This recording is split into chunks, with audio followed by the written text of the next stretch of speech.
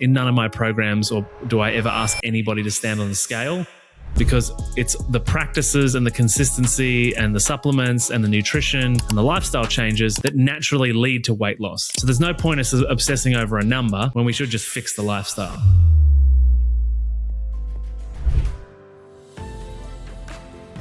Hey, what's up, my healthy friends? Welcome back to another episode of the show. And if you are hanging out with us on YouTube, and our little YouTube channel is actually growing pretty consistently at the moment, you can probably tell I have a pretty bad hair day going at the moment. I forgot to do my hair before I hit record. Sometimes I feel like, it's kind of cut all right and you can't tell. And then sometimes I just kind of forget and this happens.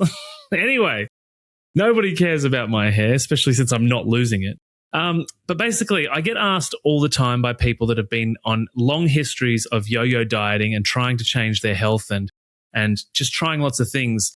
How can I tell if something's working? And the reason that this is a really important question to ask is because if you have been metabolically broken or slowed down or just got a long history of trying different things for, periods of time and going back and forward, then it's highly likely that your body is in some kind of preservation mode.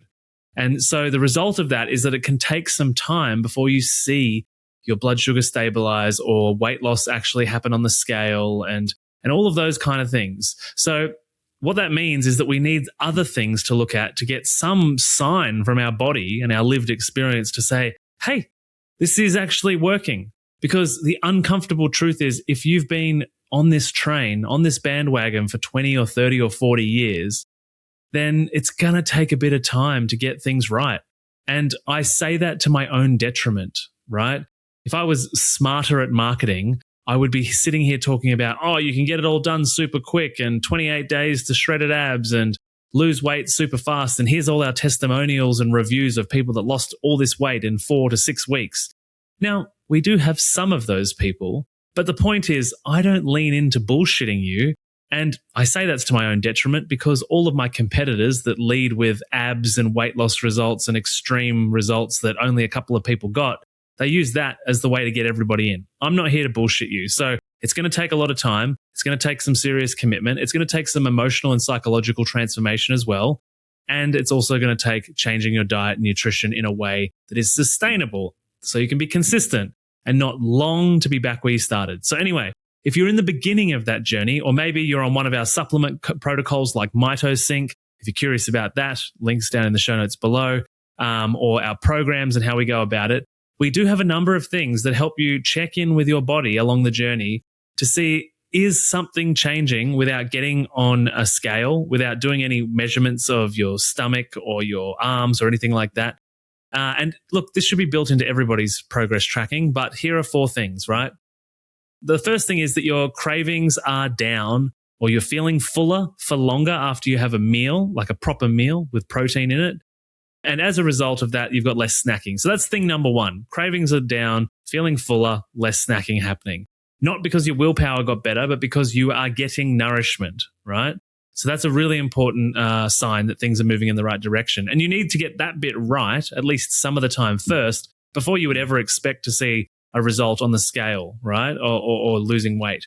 And P.S., in none of my programs or do I ever ask anybody to stand on the scale, because it's the practices and the consistency and the supplements and the nutrition and the lifestyle changes that naturally lead to weight loss. So there's no point us obsessing over a number when we should just fix the lifestyle. Anyway, thing number 2 on this list is that you've got more stable energy, less brain fog, your concentration or memory has improved. So all of this comes down to our head, our brain, our cognitive ability, right? And energy is physical as well, but it also leans into this kind of mental energy of being able to be focused and concentrating and having good memory and able to manage our emotions across the day. So we want more stable energy, not peaks and troughs like our blood sugar keeps crashing. And what we want to see from where you start to where you end up is on that journey, we want to have less troughs and also less peaks because, peaks of energy imply that people are getting sugar hits or got an inconsistent supply of the correct nutrition in their body. So we want more, a higher level stability on this energy so we can be productive and go after life and do all the things we want to do, right? Number 3 on the list is that your sleep is getting better. Now, this won't be relevant to everyone. You might sleep like a baby. And by the way, anybody who said that statement has never had a baby.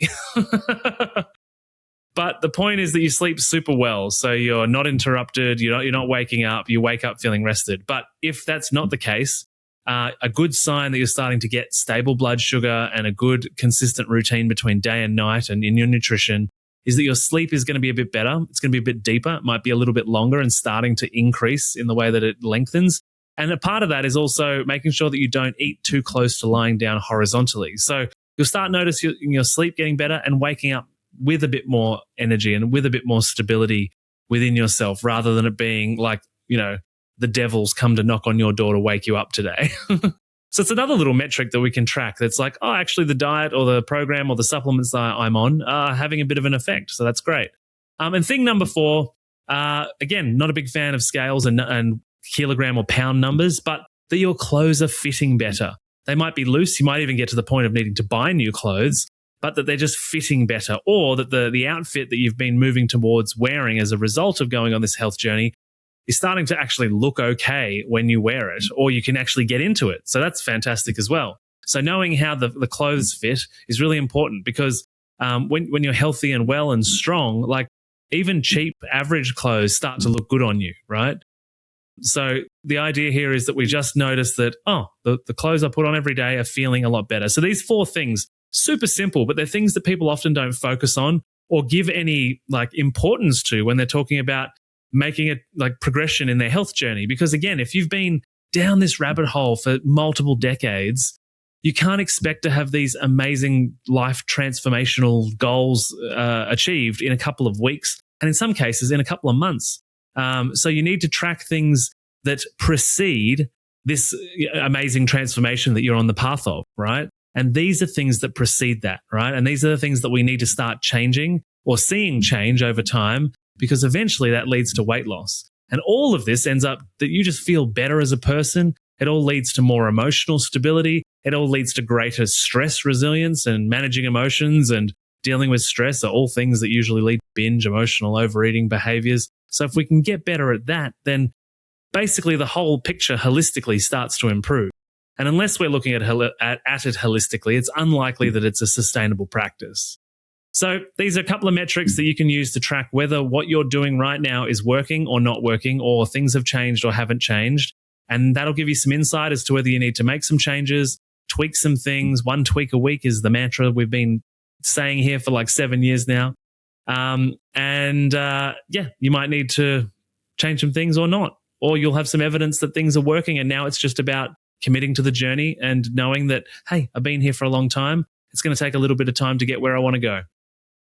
Thanks for being here on the show. Thanks for watching this episode. Links to anything I may have mentioned or you heard about are going to be down in the show notes below. And I will see you on the next episode.